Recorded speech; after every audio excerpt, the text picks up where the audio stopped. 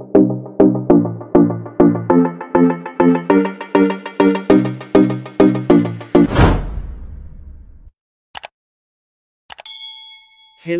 Welcome to my channel. Huwag kalilimutan mag-subscribe, mag-likes at mag-share para updated kayo sa i-upload kong mga videos.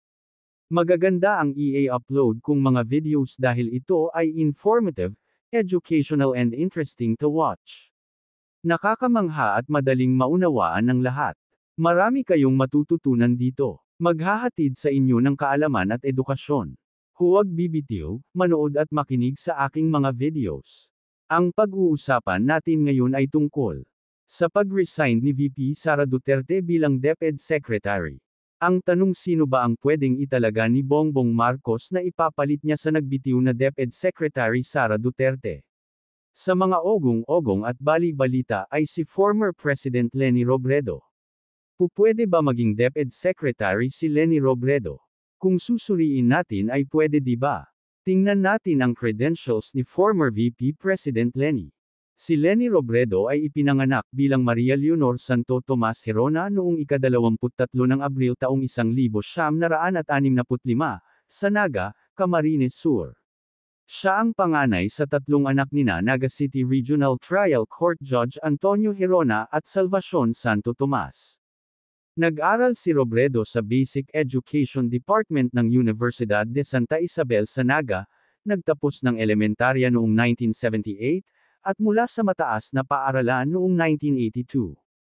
Nakuha niya ang kanyang degree sa Bachelor of Arts in Economics mula sa University of the Philippines School of Economics sa UP Diliman noong 1986, at nagpatuloy sa pag-aaral ng abogasya sa Universidad ng Nueva Cáceres, nagtapos noong 1992.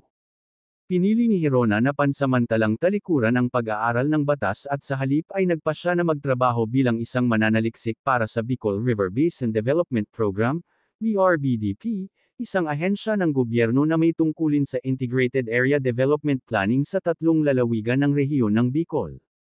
Dito niya nakilala ang direktor ng programa noon na si Jesse Robredo, na sa kalaunan ay magiging asawa niya.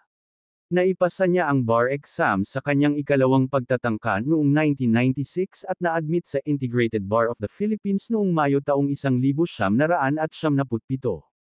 Kasunod ng kanyang pag-amin, nagsilbi si Robredo sa Public Attorney's Office, isang tungkulin kung saan madalas niyang depensahan ang mga kasong hinahabol ng kanyang asawa, na noon ay naging alkalde na ng Naga.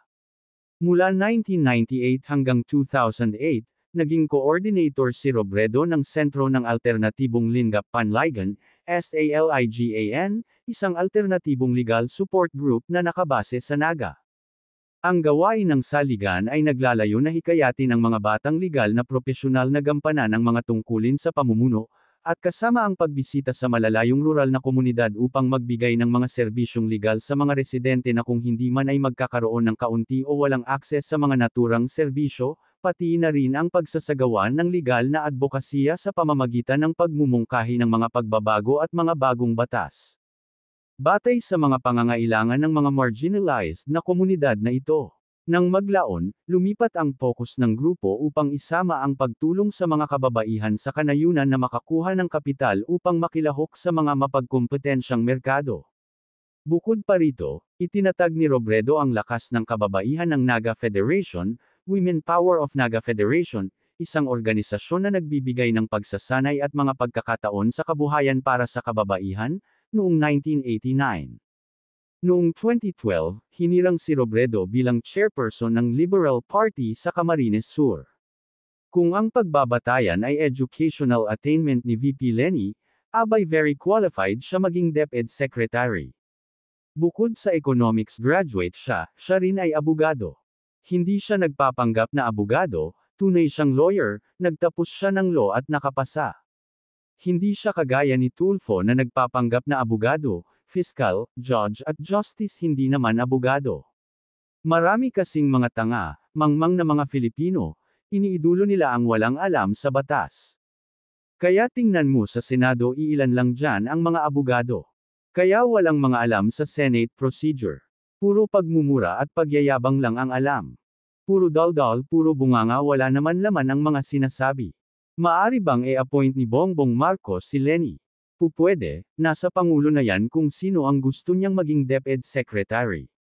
Sa pag-resign ni VP Sara Duterte, ang ibig sabihin ay hindi na sila ka-uniteam, hindi na sila magka-tandem as Marcos-Duterte team. Maliwanag pa yan sa sikat ng araw. Kaya tingnan natin sa susunod na mga araw kung sino ang magiging DepEd Secretary ni Bongbong Marcos. Pero sa amin lang, kahit sino pa ang ilagay dyan wala pa rin mangyayari sa buhay namin na mga mahihirap. Hindi si Marcos, hindi si Sara Duterte, hindi si Leni ang tumutulong sa amin. Ang nakikinabang lang sa pera ng bayan ay sila-silang mga politiko, hindi tayo na mga mahihirap. Hanggang dito na lang ang video na ito. Thank you for watching.